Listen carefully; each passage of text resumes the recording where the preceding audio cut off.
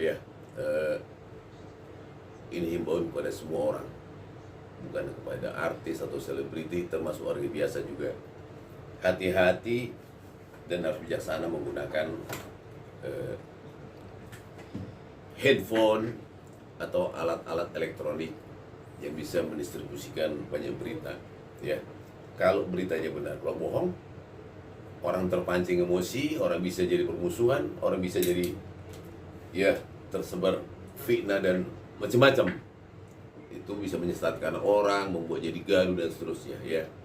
Nah, saya tidak kenal Baim Wong, ya. Tapi kita memberikan penilaian yang atau analisis yang objektif secara juridis. Nah, yang di prime-nya itu adalah lembaga kepolisian, ya. Jadi jangan lihat itu polsek, tapi lihat polisi sebagai organisasi besar, ya.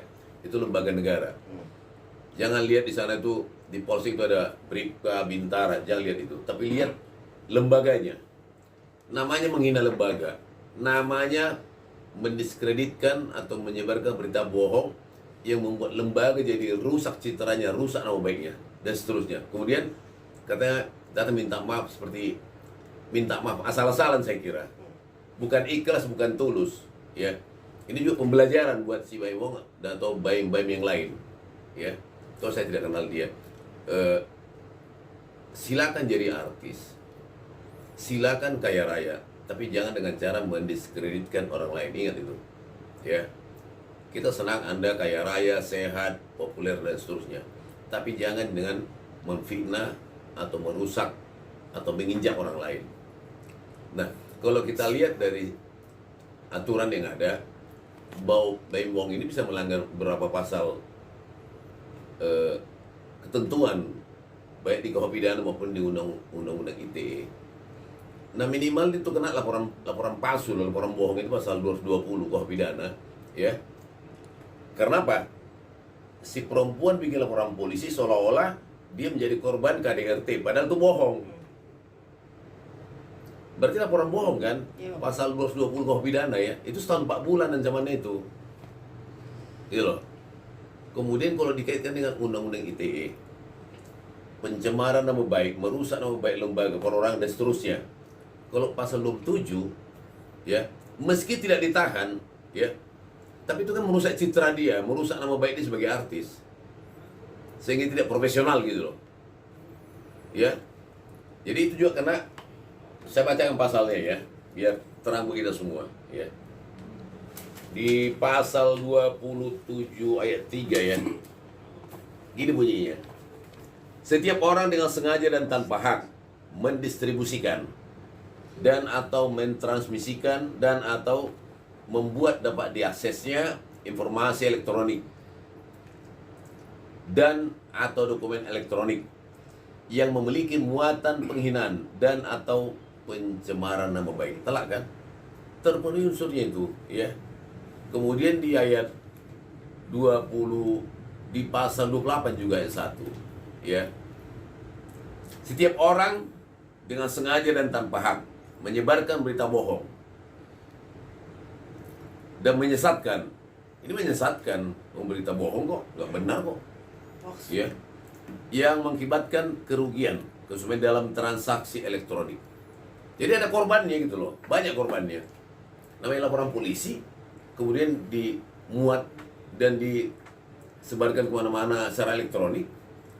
Kita juga baca di televisi kok, lihat, nonton di televisi kok, kita aja kaget gitu loh. Kok begini, nurani manusia ini cari uang gitu loh. Kita senang Baim Wong kaya raya, bagi-bagi rezeki, silakan, tapi jangan cara begini, nggak boleh, ya. Jadi atau mendiskreditkan lembaga negara seperti polisi, termasuk lembaga besar. Memfitnah perorangan pun nggak boleh, mencemarkan nama baik itu nggak boleh, itu pidana. Jadi ini pembelajaran buat Baim Wong, ya. Pembelajaran supaya lebih dewasa, lebih matang, lebih bijaksana di dalam menjalankan profesinya. Silakan aja, itu rezeki dia. Tapi tidak boleh dengan cara begini, ya. Itu ancamannya penjara, ya. tolong juga kepada netizen dia juga ya, supaya bisa memahami itu. Kalau nggak salah kan cara-cara begini kan, ngeprank dan seterusnya itu kan tuh menambah rating orang bayar melalui gitu kan. Nah berarti kan ada omset, ada uang masuk, silakan, tapi jangan dengan cara begini, itu nggak terpuji. Naik penyidikan kan definisi itu menurut KUHP, hukum acara pidana, berarti kan tinggal mencari pelakunya, tinggal mencari menentukan tersangkanya, berarti naik kelas dari penyelidikan ke penyidikan. Kalau di penyelidikan itu tugas penyelidik atau polisi mengumpulkan BB-nya, saksi, data, keterangan, informasi, petunjuk, bla bla. Dia kumpulkan.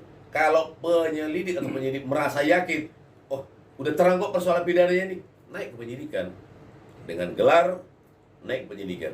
Berarti tinggal menentukan siapa tersangkanya dari perkara perbuatan prank ini gitu loh. Oke. Kita mesti jujur. Orang membuat laporan polisi ya, itu pakai otak. Berarti ada rencana. Oke. Ya. Berarti udah matang direncanakan, di setting modusnya seperti ini. Padahal dia tahu itu bohong kan.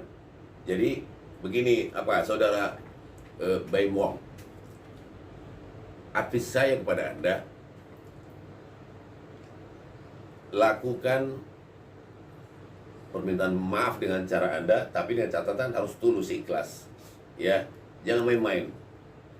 Jangan mentang-mentang kita banyak uang di muka kafling untuk RJ segampang seperti dengan mengandalkan uang, nggak boleh.